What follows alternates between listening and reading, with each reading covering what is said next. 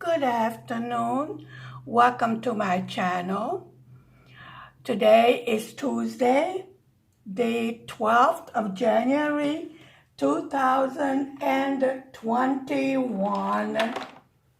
And I don't know where my calendar went to. Take my word for it, it's the 12th of January. Today we're going to continue with the beautiful, cute snowman. This little nose, isn't it cute? Look at that smile. We're going to open a new section right here. Take the noisy paper, fold it down. There we go. We take this off. Don't need this anymore. How are you today? I hope your day is going fine. I'm so glad you joined me again today. If you don't mind, could you please hit the like and the subscribe button? Thank you so much. So let's continue. I have already placed the white ones out here.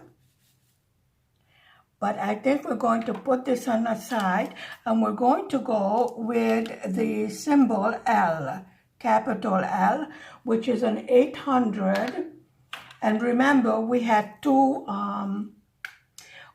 put this into two containers because it didn't fit into one. You remember? So now I'm going to try and put it in here, so we only have one left. Watch me dump it. You know, I'm good at that. Remember? Yes, I'm very good at dumping drills. There we go. Perfect. And now we have all of them in order. None of them are strangling along. Now, I stuck to the paper. Yes, this is sticky. Don't do like I do. Do as I say, not as I do. Perfect example. Okay, and here's a drill pen. Let's give these beautiful drills a little shake, shake, shake. Shake, shake, shake. Put them in order so they line up. You see?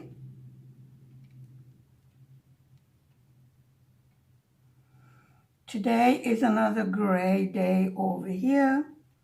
Still no snow. This is a 2 and this is a 3-placer, and I would like to have 3 drills. Thank you. Here we go with the 3-placer. On the other side of Hungary, they had quite a bit of snow. And we were promised a slight sprinkling. At this point, I would be happy even with that. But nothing. I think I'm going to have to fill up my multiplacer with wax. I don't like the way it is not working. Right? Right.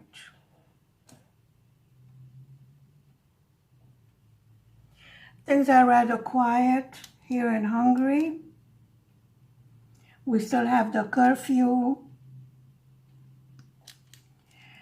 The neighboring countries have very strict rules, which means this is a European Union, but now they had to close down some of the borders, and only with special negative test are you allowed to cross the borders.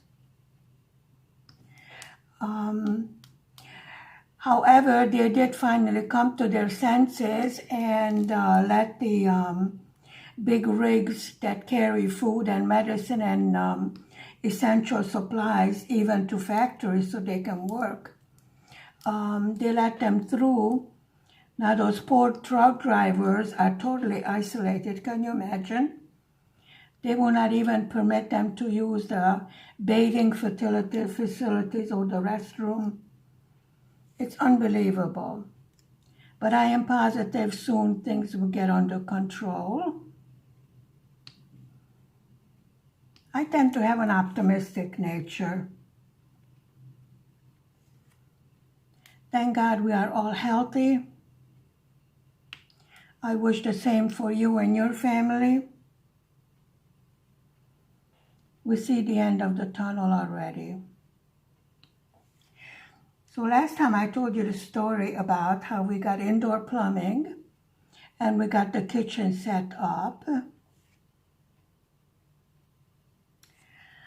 Now I will tell you about the children's first day of school. Would you like to hear that? 3 children who spoke not a single word of Hungarian started school after the Christmas and New Year's recess, so in January. We came to this country in November. So they had a few months to practice Hungarian and get acclimated to, the no snow, no winter, these kind of things, which was rather weird coming from Buffalo, New York, where, you had snow and blizzard and all of that wonderful things. So I went with the 3 children to the school, to the local school in the village. They have elementary school up to grade 8.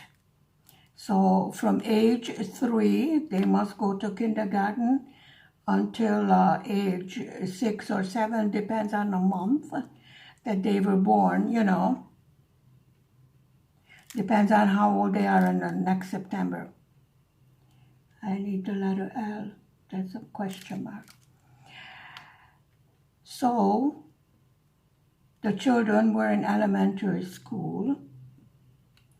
And I went to the school, took the 3 children, took their shot records and the records from the local pediatrician.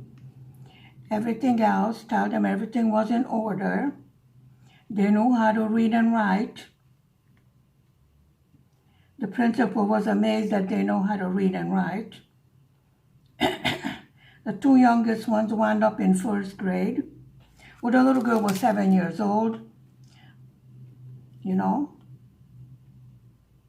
So she wound up in 1st grade, and they made the mistake of putting the boy next to her, the 10-year-old. That was fun. They would kick each other under the table. Actually, they thought in school that they were twins, because the little girl was very tall, skinny and tall, and the boy was of normal height. So I went to the principal with the 3 children. He looked at the 3 children, scratched his bald head, and said, "What are we going to do with these children?" I said, "Excuse me? We are going to put them in school. And we are going to teach them." "What do you mean, what are we going to do with these children?" So, he goes, "Well, they have to have special education. They need a translator. They must be put in a separate room to learn." And I'm like looking at him like, what are these, little green Martians? They're children. I told the principal, "Excuse me, these children's parents are 100% born Hungarian with a Hungarian citizenship and with an American citizenship. But under that regime, in Hungary, only Hungarian citizens lived. Okay? So they disregarded the American citizenship. I told him, if you disregard the American citizenship, then these children are Hungarian. And by law, very strict law, they must attend school. And they must attend the public school system, because at that time, of course, there was, all the religious schools were shut down during the communist regime, because during that regime, there's no religion.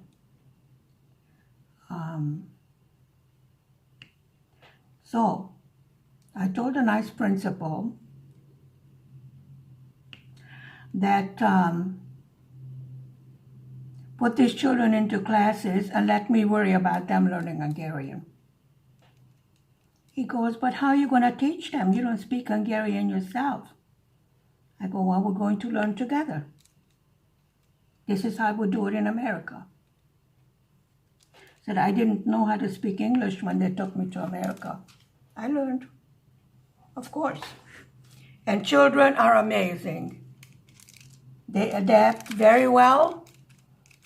And I'm moving out of the camera. They adapt very well and they learn very fast.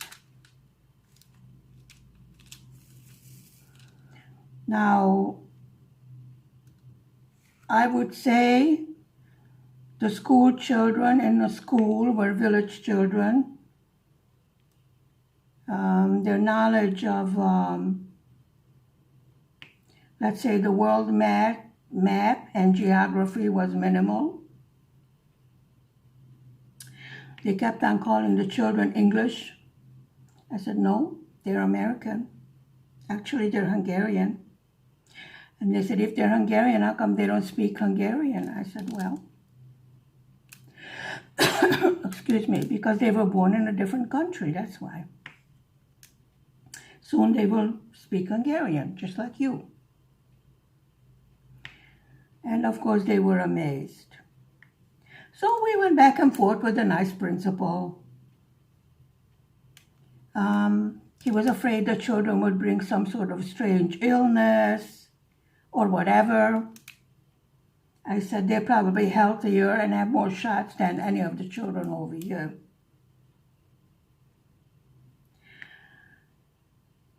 So it took about 2 weeks to get them in school. Finally, I gave up on the principal and talked to the teacher that was going to be their homeroom teacher. And I told her that I will take the responsibility of teaching these children Hungarian.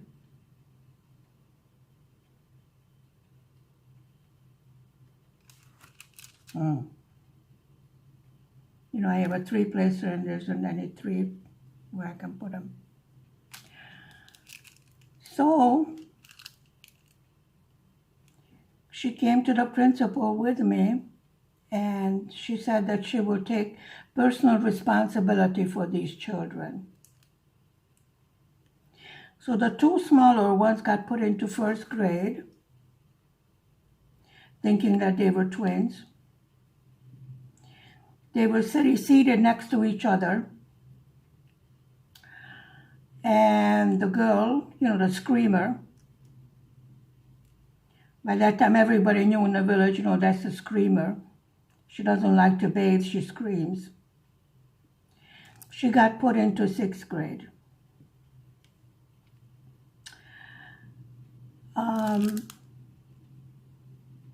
Now, as far as learning Hungarian, Hungarian is one of the most difficult languages to learn.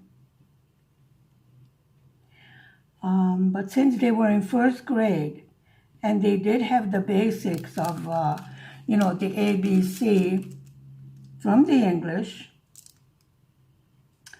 and the basic math, so we could concentrate on getting them to learn to read. Now, I would say the only thing good about the Hungarian language is that you pronounce every letter that you read, the way it is written.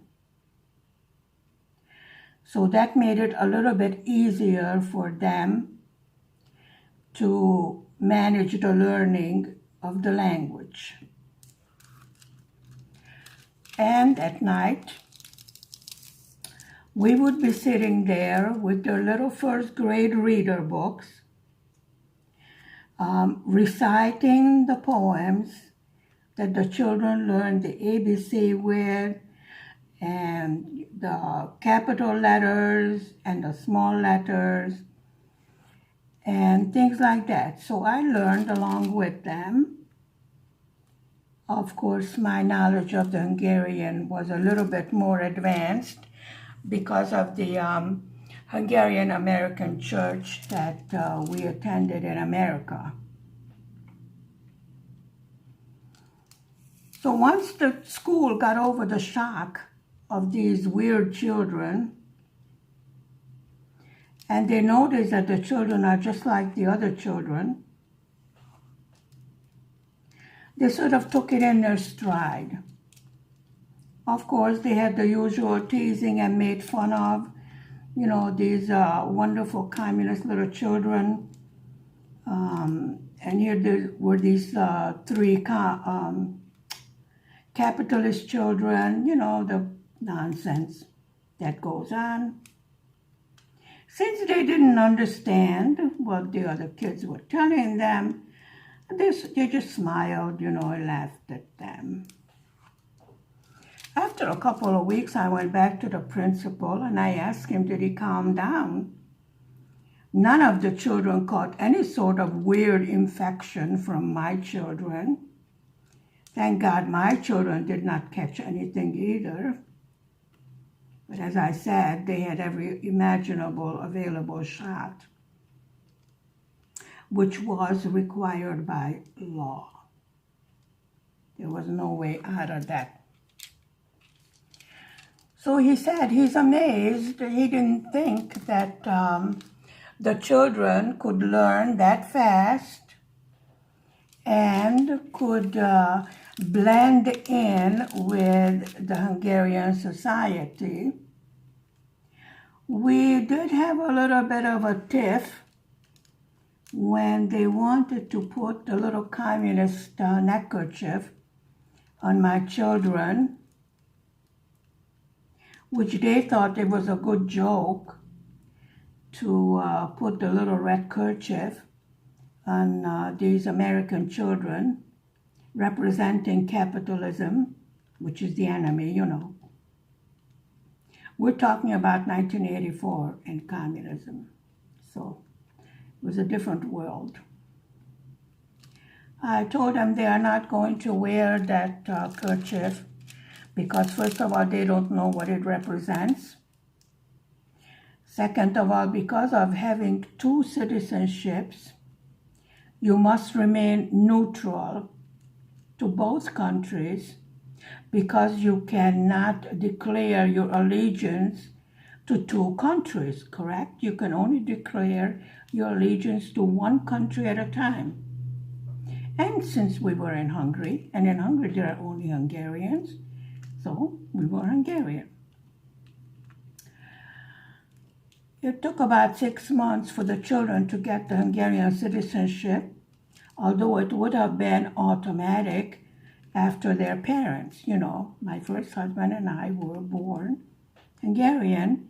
We never renounced our citizenship because I was a child. And my first husband, they never asked him to renounce his birthright, his Hungarian citizenship. That's what you were born, that's what you are. You have two citizenships. Finished, problem closed. No big deal.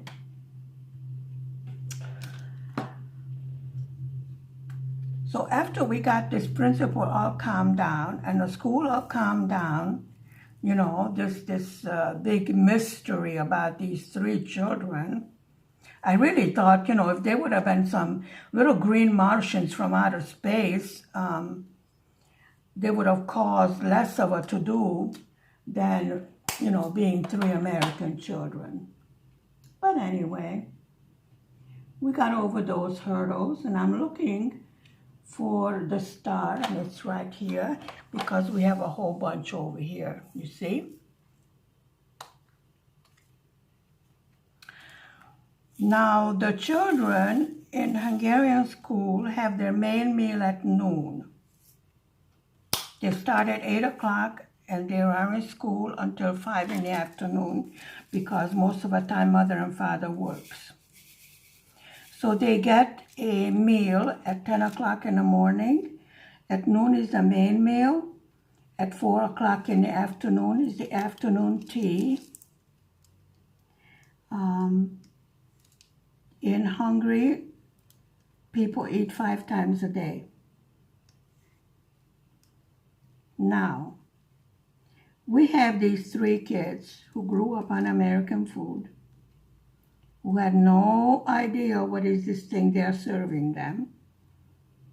And of course, they did not want to eat. So, the teacher in attendance of the lunchroom,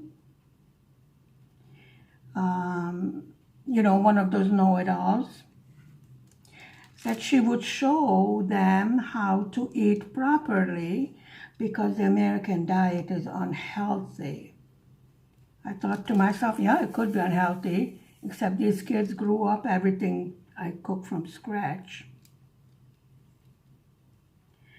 So she decided to shove the food into the kids. You know the type of lunchroom teacher. The one that knows better than mommy and daddy what you should do with your kids. At which point the children decided to throw up.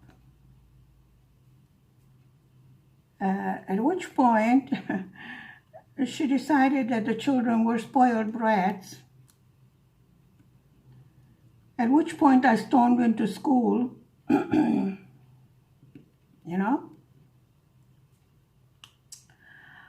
And I asked this wonderful woman, I asked if I would shove the food down your throat, what would you do? She started to explain to me that she wanted the children to have a healthy meal. I said, well, if you wanted them to have a healthy meal or you wanted them to get used to the new cuisine, maybe you should have given them time to get used to the new taste, the way the food looks. It's a 3-course meal at noon with soup and something second and perhaps a fruit or some other little bit of a treat, shall we say, after that. Of course, by this time I was cooking according to Hungarian traditions at home also, so the children slowly became accustomed to the food, but not to the point of having it shoved down their throat. So we had little stories like that, And then came Parents' Day, where the parents go and visit the school, those that are not working. And since we were not allowed to work because we had to get permits, even though, as I said, we were born Hungarians, we were not allowed to work. So I went to the Parents' Day. It's an open day where you sit and you listen your child being called on to answer. You sit basically and watch what they do. Let's say on a Hungarian class or a math class. So you observe. I went to a reading class for these supposed twins. The 2 younger, brother and sister, who were 3 years apart, but according to the school, they were twins. I never heard of twins being 3 years apart, but, who was I to argue with them? So I went and sat in the back with the other mummies and few daddies, mostly mummies. And they called on my little girl, the little 7-year-old, to read. She got up and she read very well in Hungarian. She missed a couple of words. And I hear the ladies behind my back, behind me. Isn't this the little American girl? And the other one said, I don't think so. She knows Hungarian, and the kids do not speak Hungarian.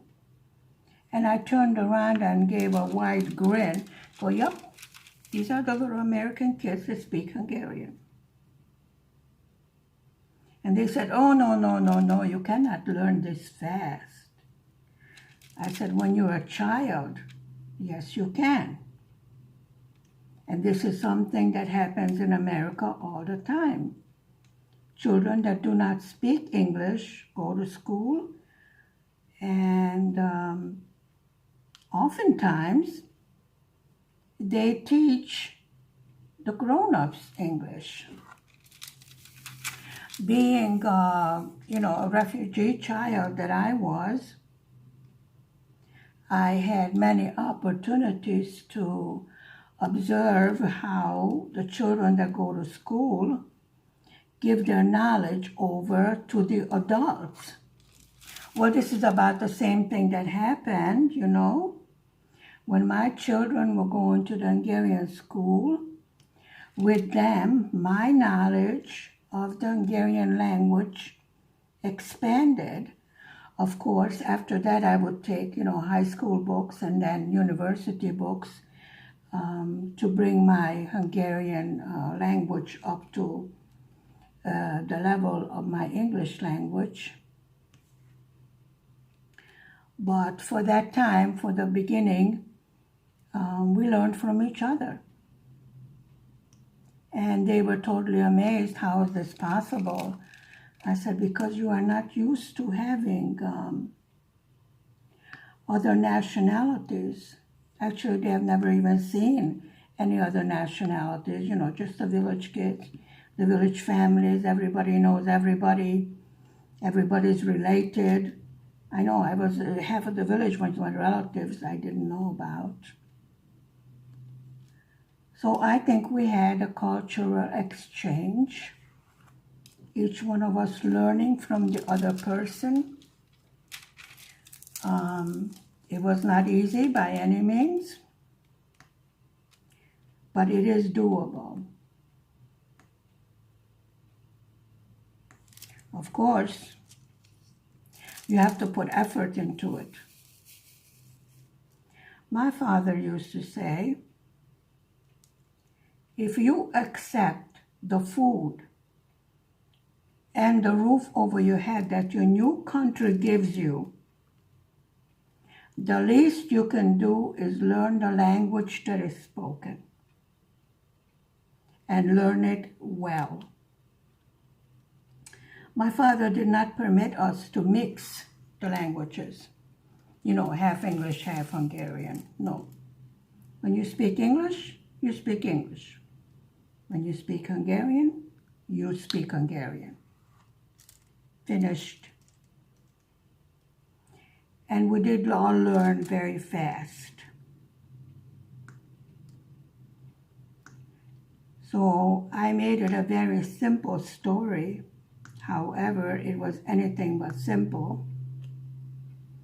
Took a lot of struggle, a lot of work, a lot of patience, a lot of wonderful teachers that were willing to work along with me to, tell me what kind of books I should get, how I should practice with the children, how they are taught in school.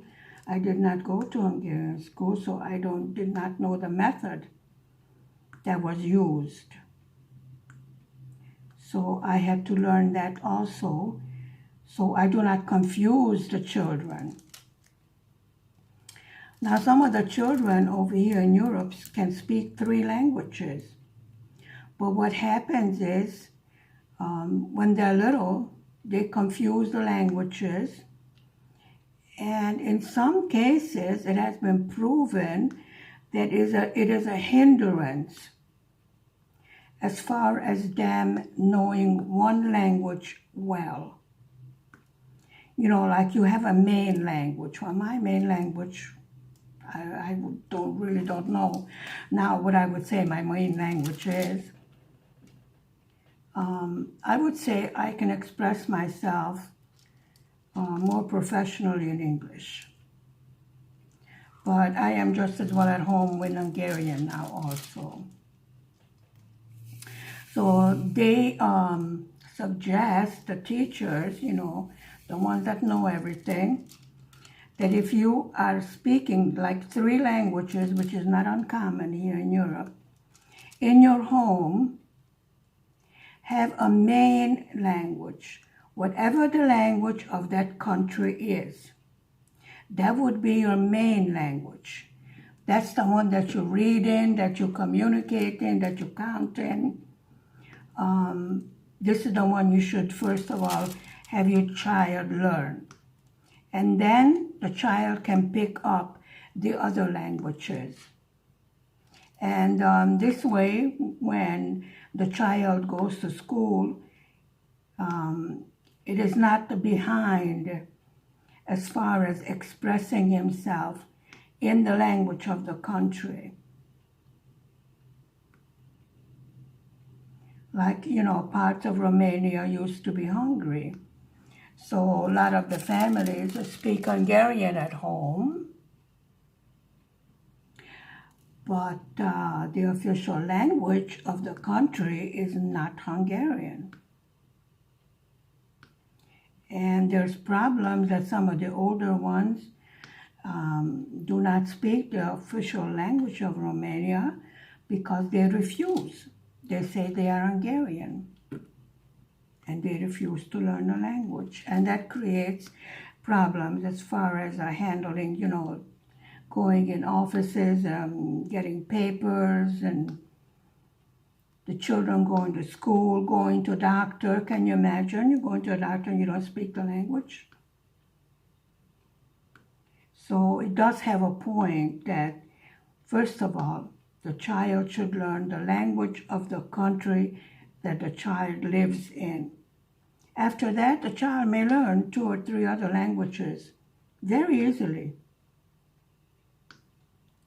After a while, the child learns. You speak one language to mommy, you speak another language to daddy, you speak maybe a 3rd language to the grandparents, and one of those languages is the country's language. It is doable.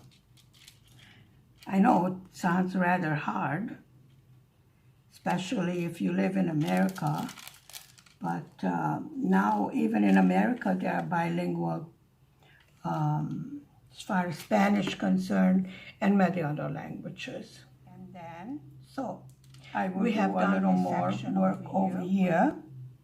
And tomorrow we will start on the red scarf of the snowman. And there he is. Oh, it's so cute, isn't it? So I will see you tomorrow. Thank you very much for spending time with me. I hope you enjoyed my little chit chat. I will see you tomorrow. Have a wonderful day. Goodbye for now. Bye-bye.